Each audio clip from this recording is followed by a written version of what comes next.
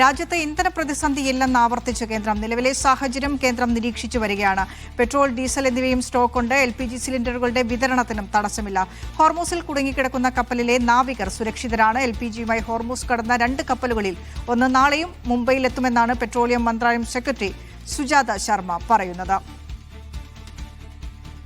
റഷീദ, ഇന്ത്യയിൽ രാജ്യത്ത് ഇന്ധന പ്രതിസന്ധിയില്ല, രൂക്ഷമായ പ്രതിസന്ധികളുടെ ആ ഒരു അവസ്ഥയില്ല എന്നാണോ പറയുന്നത്? പക്ഷേ ബുദ്ധിമുട്ട് അനുഭവിക്കുന്നത് സാധാരണ ജനങ്ങളാണ്. സാധാരണക്കാരുടെ ജീവിതത്തെ വരെ ബാധിച്ചു തുടങ്ങിയിരിക്കുന്നു. അപ്പോഴും കേന്ദ്രം പറയുന്നത് പ്രതിസന്ധിയില്ല, ഇന്ധന ലഭ്യതയ്ക്ക് കുറവില്ല, നാളെയും മറ്റന്നാളുമായി കപ്പലുകൾ ഇതിനോടകം തന്നെ 5-6 കപ്പലുകൾ വന്നിട്ടുണ്ട്, ഇനിയും 2 കപ്പൽ കൂടി എത്താനുണ്ട് എന്ന് പറഞ്ഞ് വിശദീകരിച്ച് നിൽക്കുകയാണോ വിദേശകാര്യ മന്ത്രാലയം?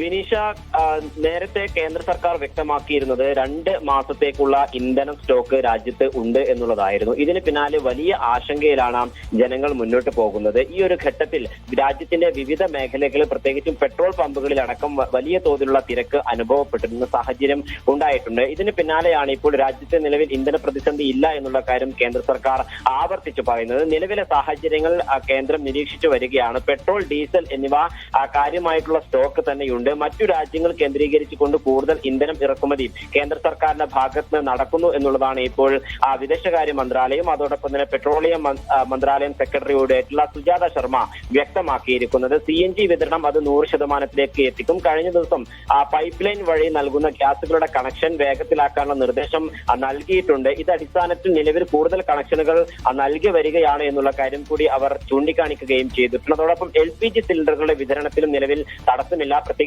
ഗാർഹിക വാണിജ്യ സിലിണ്ടറുകൾ അത് 100%ആക്കി വിതരണം ഉയർത്താനുള്ള നടപടികൾ പെട്രോളിയം മന്ത്രാലയം ആരംഭിക്കുകയും ചെയ്തിട്ടുണ്ട്. അതേസമയം തന്നെ ഹോർമൂസ് കടലിടുക്കിൽ നിലവിൽ 18 കപ്പലുകളാണ് കുടുങ്ങിക്കിടക്കുന്നത്. ഇതിലെ 450 നാവികരും സുരക്ഷിതരാണ് എന്നുള്ള കാര്യം കൂടി വിദേശകാര്യ മന്ത്രാലയവും വ്യക്തമാക്കിയിട്ടുണ്ട്. LPGകളുമായി കഴിഞ്ഞ ദിവസം ഹോർമൂസ് കടലിടുക്ക് കടന്ന 2 കപ്പലുകൾ, അതിൽ ഒന്ന് നാളെ മുംബൈയിൽ എത്തുമെന്നുള്ളത് കൂടി വിദേശകാര്യ മന്ത്രാലയം വ്യക്തമാക്കിയിരിക്കുകയാണ്. രണ്ടാമത്തെ കപ്പൽ ബുധനാഴ്ച മുംബൈ തീരത്ത് എത്തും. ഈ 2 കപ്പലുകളിലുമായി 1,00,000-ലധികം മെട്രിക് ടൺ LPG ഉണ്ട് എന്നുള്ള കാര്യം കൂടി ഇപ്പോൾ വിദേശകാര്യ മന്ത്രാലയം വ്യക്തമാക്കിയിട്ടുണ്ട്.